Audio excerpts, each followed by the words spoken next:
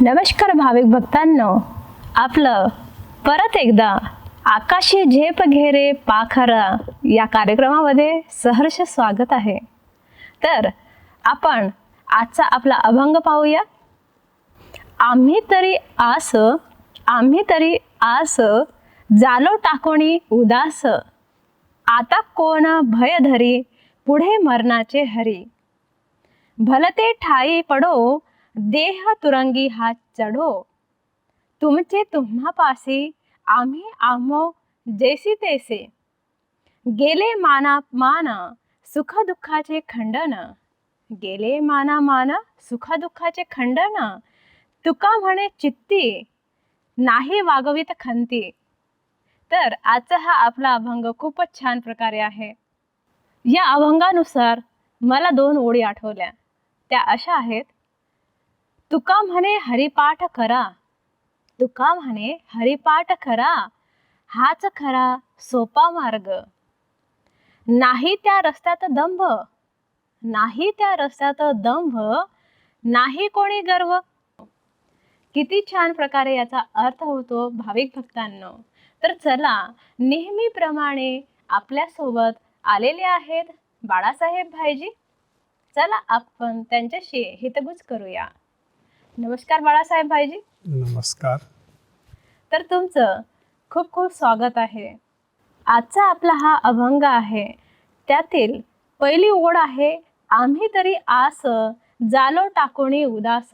याचा काय अर्थ होतो? तुकाराम महाराजांचे जे अभंग आहेत ते खूप सुंदर आणि सोप्या भाषेमध्ये, आणि या ठिकाणी त्यांनी खूप सुंदर वर्णन केलेलं आहे की जीवनामध्ये ज्या काही अपेक्षा होत्या, ज्या इच्छा होत्या, बरोबर, तर त्या सर्व पूर्ण झालेल्या आहे आणि त्या सर्व आम्ही सोडून दिलेल्या आहे. ज्या वेळेला व्यक्तीच्या जीवनामध्ये एखादी गोष्ट मागं पडते त्यावेळेला त्याच्याकडे तो वळून बघत नाही, तो पुढं बघत असतो. त्याचप्रमाणे महाराजांनी सांगितलेलं आहे की आमच्या जीवनात आता काही उरलेलं नाही की जे आम्हाला आता पाहिजे. एकच हरिभक्तीचा जो भाव आहे हा त्यांच्या मनामध्ये या ठिकाणी दिसून येतो. म्हणून या अभंगामध्ये तोच ध्यास त्यांच्या मनामध्ये लागलेला आहे आणि सर्व अपेक्षा इच्छा त्यांनी सोडून दिलेल्या आहे. खूपच छान प्रकारे सांगितलेलं तुम्ही याचा अर्थ. आता आपली दुसरी ओढ आहे, आता कोण भय धरी पुढे मरणाचे हरी. आणि ज्या वेळेला व्यक्तीच्या जीवनामधून इच्छांचं मरण होतं किंवा आपण इच्छावर विजय प्राप्त करतो त्यावेळेला म्हटलं जातं की इच्छा मरण. जसं भीष्म पितामहाचं उदाहरण आहे की त्यांनी इच्छा मरण त्यांना प्राप्त होते की ज्या वेळेला मला या शरीरामधून जायचं त्याची तारीख हे पहिलाच व्यक्ती फिक्स करतो. तर म्हणून म्हटलं जातं की ह्या ज्या इच्छा आहे याच्यावर ज्या वेळेला विजय मिळवतो त्यावेळेला फक्त एकच इच्छा उरते आणि ती म्हणजे त्याचं ध्यान किंवा विठ्ठलाचं ईश्वराचं जे ध्यान आहे त्याच्या मनामध्ये असतं. आणि त्यावेळेला तो ह्या देहापासून सहज, ज्याला आपण म्हणतो की अशरीरीपणाची अवस्था किंवा देहापासून, याला भक्तीमध्ये समाधी पण म्हटलं जातं की स्वइच्छानं समाधी घेणं.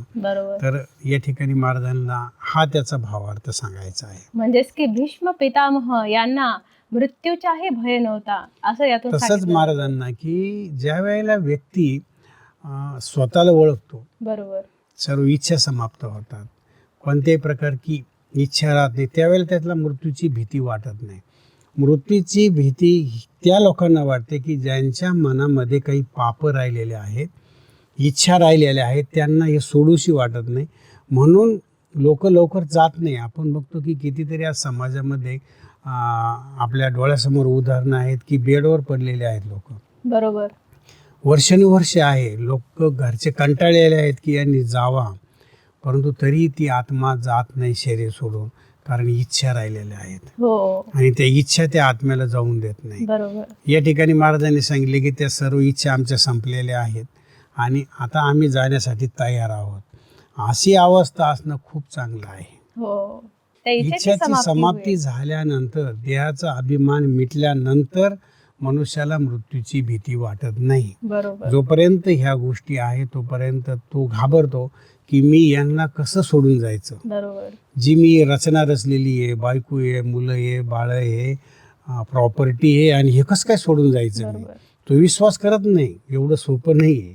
म्हणून या ठिकाणी अभंग खूप मार्मिक महाराजांनी सांगितलेला खरंच. आहे की याकरिता आत्माचा अनुभव होणं, ज्यावेळेला आत्म्याचा अनुभव होतो त्याच वेळेला व्यक्ती देहापासून वेगळा होतो आणि त्याच वेळेला सहजासहजी तो मृत्यू स्वीकार करतो बरोबर. की मला हे सोडून जायचं आहे. खूप छान प्रकारे सांगितलेलं तुम्ही अर्थ.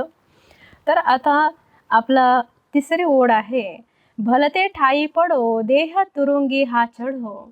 तर याचा काय अर्थ होतो? म्हणजे या ठिकाणी महाराजांना देहाविषयी इतकं काही वैराग्य प्राप्त झालेलं आहे की त्याला तुम्ही तुरुंगात टाका, पुढं त्याला टाका, त्याची काही त्यांना पर्वा नाही.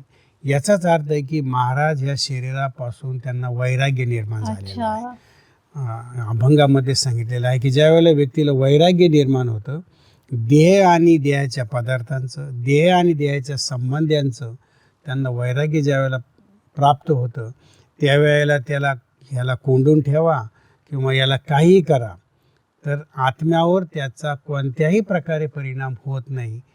या ठिकाणी महाराजांनी खूप हे मार्मिक वैराग्य कशाला म्हणतात हे अभंगामधून आपल्याला दिसून येतं. म्हणजे तुरुंगातही त्यांचं शरीर पडलं तरी सुद्धा त्यांना त्याची काहीही पर्वा नाही. काही पर्वा नाही. म्हणजे आत्मा शरीराला वेगळ्या रूपानं बघते की हे माझं वस्त्र आहे आणि मी ते टाकून दिलेलं आहे. बरोबर. जसं आपण नवीन जर कपडे घालायचे तर त्यावेळेला काय करतो, जुने पटकन टाकतो आणि नवीन घालतो. बरोबर. तसं त्यावेळेला ही स्थिती की आत्म्याला बस हे शरीर सोडून द्यायचं आणि मला पुन्हा नवीन घ्यायचं. अच्छा, म्हणजे जसं साप जो असतो, बरोबर. सापण कात त्याची वरची काढतो बरोबर. तर त्याला त्यावेळेला त्रास होत नाही काही. तर तसंच प्रकारे की आपल्याला नवीन वस्त्र धारण केल्यानंतर ह्या जुन्याची आठवण येत नाही आणि खुशी होते की मी नवीन वस्त्र धारण केलेलं आहे. बरोबर. म्हणजेच की सर्प मिसल आपल्याला शरीर सोडलं तरी सुद्धा त्याची काही पर्वा वाटली नाही काही पाहिजे. पर्वा वाटत नाही. आणि वास्तविक आपल्या भक्तांना मला एक सांगायचं आहे की लोक जीवनामध्ये ह्या घटनेला, शरीर सोडण्याच्या घटनेला दुःखद मानतात. वास्तविक तसं नाही आहे. हा एक उत्सव आहे. ज्या वेळेला आपण उत्सव कधी समजू की आपली ती स्टेज प्राप्त होईल, ज्या महाराजांनी जे सांगितलेलं आहे की देह काहीच नाही, हा नाशवंत आहे आणि मला सोडायचा आहे. बरोबर. तर त्यावेळेला मृत्यू हे दुःखद नसून हे उत्सव, आनंदाची घटना आत्म्याला अनुभव होते. खूपच छान प्रकारे अर्थ सांगितला तुम्ही. आता मला एका वाक्याचा अर्थ सांगा की तुका म्हणे चित्ती नाही वागवित खंती. याचा काय बरं अर्थ आहे? या ठिकाणी ज्या वेळेला ईश्वराच्या चिंतनामध्ये मन चित्त लागतं, म्हणजे आपलं चित्त त्याच्या ईश्वराच्या ठिकाणी ज्या वेळेला एकरूप होतं त्यावेळेला कोणत्याही गोष्टीची खंत किंवा दुःख आपल्याला वाटत नाही.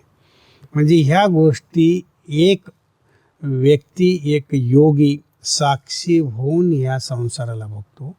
त्याचं मन, त्याच्या चित्तामध्ये ईश्वर असतो, त्याला कोणत्याही गोष्टीची खंत वाटत नाही. बरोबर.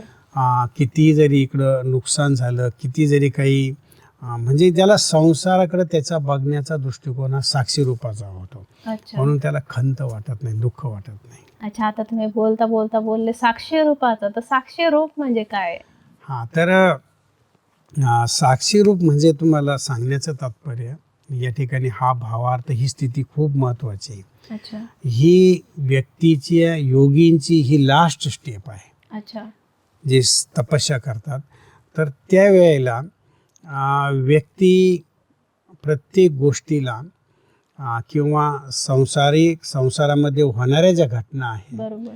त्याला एक साक्षी होऊन बघतो. जसं आपण फिल्म बघताना, टीव्ही पाहताना किंवा पिक्चर बघताना त्यामधील ज्या घटना आहे त्या साक्षी होऊन बघतो.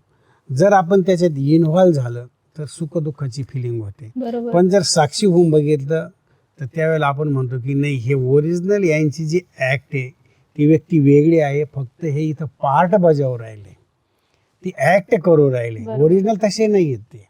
अच्छा, म्हणजे कधी कधी कोणतं नाटक असं असतं ना की आपल्याला हे रडायला येतं. हां, रडायला तेव्हा येतं की ज्या वेळेला आपण त्याच्यामध्ये अटॅच होतो. अच्छा. त्या पार्टशी आपण अटॅच होतो.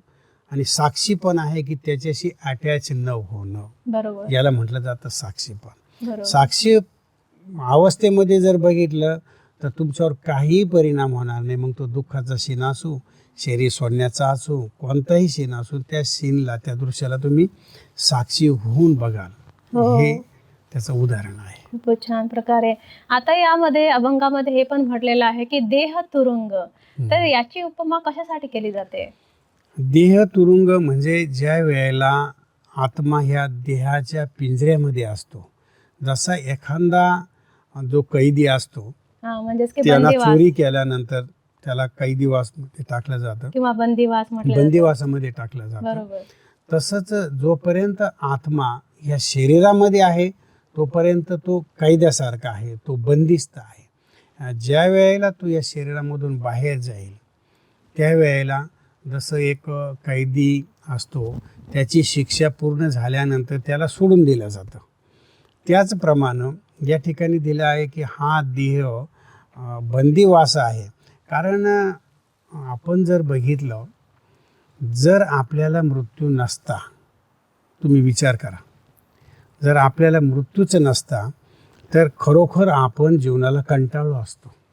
खरंच. कारण आपण जर बघितलं, एखादा व्यक्ती जर 100-125 वर्ष जर जगला तर अक्षरशः तो कंटाळतो की मला हे शरीर सोडायचं आहे, मला खूप त्रास आहे. बरोबर. म्हणजे मृत्यू असणं हे पण ईश्वराकडून मिळालेलं वरदान आहे आणि ते आपण स्वीकार केलं पाहिजे. बरोबर. कारण मृत्यू जर नसता तर खूप कष्ट आणि खूप वेदना मनुष्याला झाल्या असत्या. म्हणून या ठिकाणी महाराजांनी सांगितलेलं आहे की हे जे शरीर आहे हा तुरुंगवास आहे. आणि तुरुंगवास कोणालाही जास्त काय, तुरुंगवास कोणाला पसंत आहे? कोणालाच पसंत नाही. कोणालाच पसंत नाही. परंतु जे आपण काही वाईट कर्म केलेले आहे किंवा ज्या जन्मजन्मांतरचे जे कार्मिक अकाउंट राहिलेले आहे ते पूर्ण करण्यासाठी तुरुंगात आपल्याला थांबावं लागतं. ज्या दिवशी ते पूर्ण होतात त्या दिवशी पिंजरा आपल्यासाठी मुक्त होतो आणि हा जो आत्मरूपी पंच हा उडून जातो. बरोबर. खूप छान प्रकारे तुम्ही सांगितलेला याचा अर्थ. तर आता लास्टमध्ये जाता जाता तुम्ही आमच्या भाविक भक्तांना कोणता आध्यात्मिक संदेश देऊ इच्छिता?